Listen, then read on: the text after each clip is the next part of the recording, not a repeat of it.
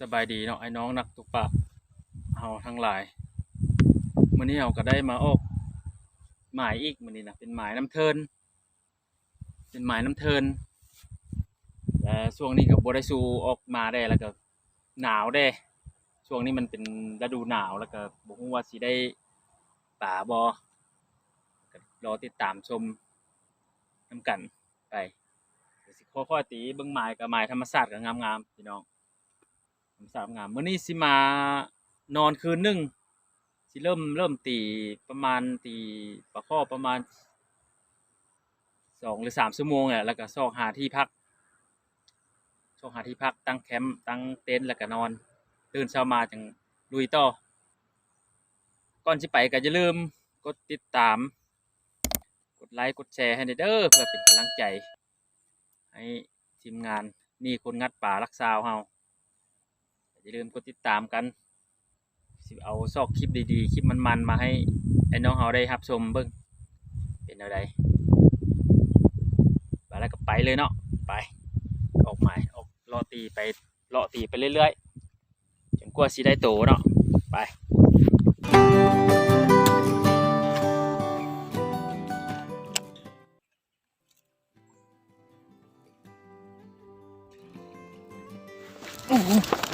พี่น้องอยู่แล้วพี่น้องเสียหลักตัวแรกพี่น้องเอ้ยแรกเด้อแรกเลยปล่อยสายบักโดนบริถ่ายตอนช่วงบริถ่ายเลยตอนช่วงใส่ก็งามอยู่ช่วงนี้หน้าหนาวป่าโบย่อยบันไดใส่งามๆเลยดอกหยักพ้น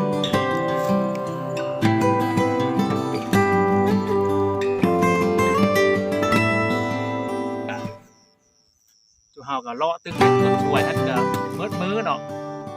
ว่าทำแล้วแล้วก็ออกมาตั้งเต็นท์แบบตั้งเต็นท์เตรียมนอนข้างกองไฟนี่แหละเพราะว่าอากาศช่วงนี้มันหนาวช่วงนี้หนาวจากที่เพิ่นกำลังไปซกไม้ปิ้งมาปิ้งป่าเพื่อกินข้าวแรงแต่มื้ออื่นก็จุเฮาก็สิออกตึกอีกมื้อนึงอีกมื้อนี้ก็เลาะประมาณ4 ชั่วโมงนี่แหละ4 ถึง 5 ชั่วโมงเลย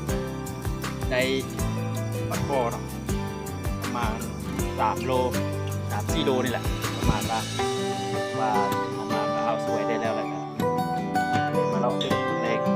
ได้น้อยนึงแต่ก็อย่าลืมกดติดตามให้ในเด้อเพื่อเป็นกำลังใจให้ทุกเฮากับพยายามซอกคลิปดีๆมาให้น้องนักตกปลาทางฝั่งลาวและฝั่งไทยได้ชมกันแต่ตอนนี้ก็มีแต่ CS กินมีปิ้งป่าน้อยนึงแล้วก็เขานอนพักผ่อนมืดบนเลยผมบ่ได้เห็นนั้นบรรยากาศ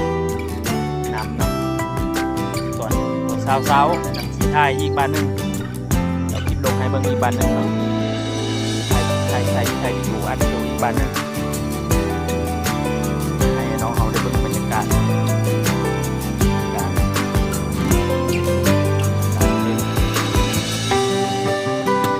นอน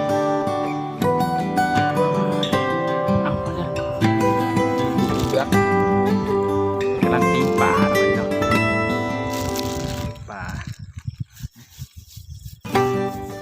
ได้ปลาสูตรได้ปลาข้อได้ปิ้งปลาตัวนี้ก็ประมาณตัวละ2 โลนะตัวนี้นะแม่ไปให้เขาปากมันน้ำบ่อย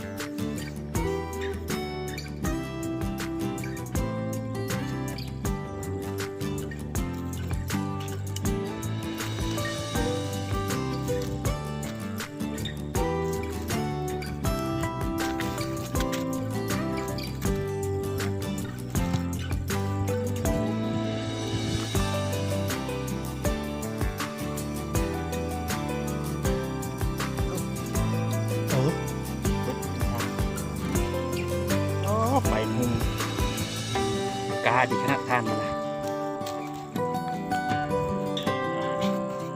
โอ้ยไม่ใช่ก็ว่าเป็นคน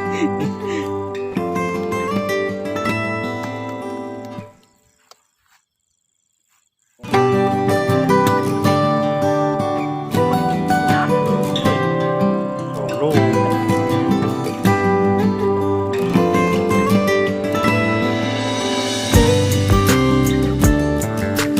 ได้จับปวดจับปวด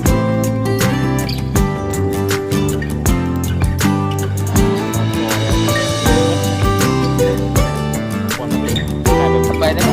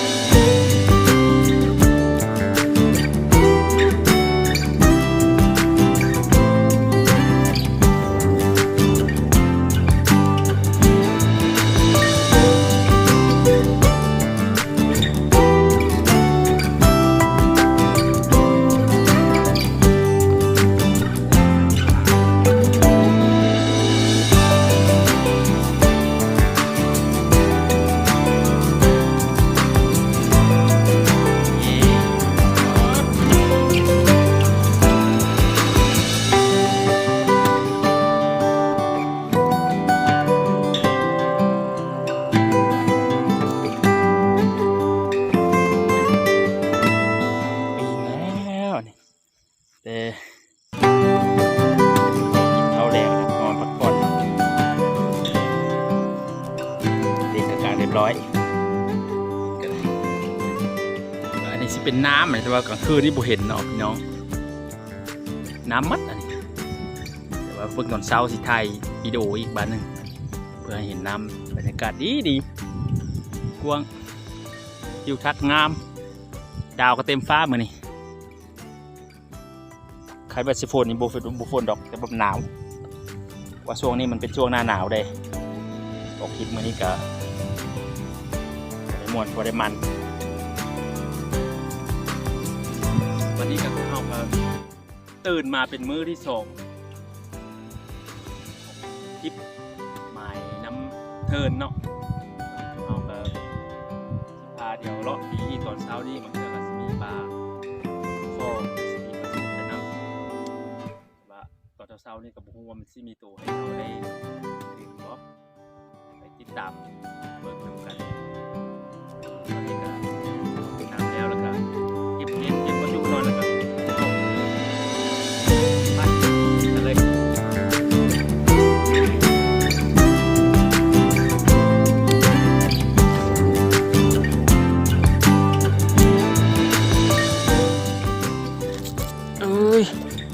โอ้ยสวบแล้วตัวน้อยตัวใหญ่บุกคู่เลยต้องใส่น้อยแล้วนี่ใส่แบนเลยนี่นะหนูตัวเป็นยังบุลมปะยังกาสวบเนาะ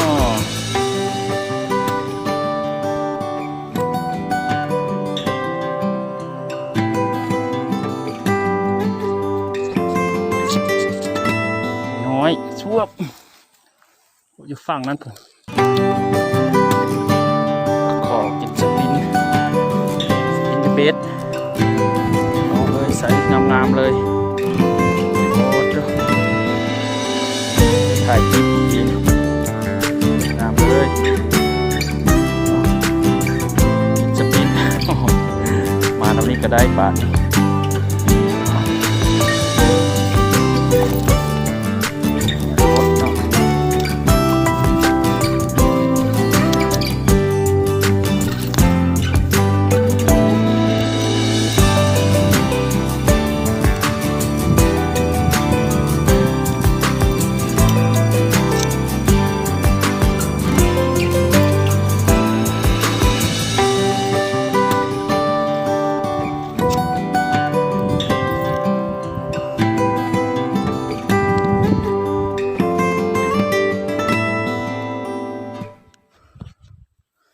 งาม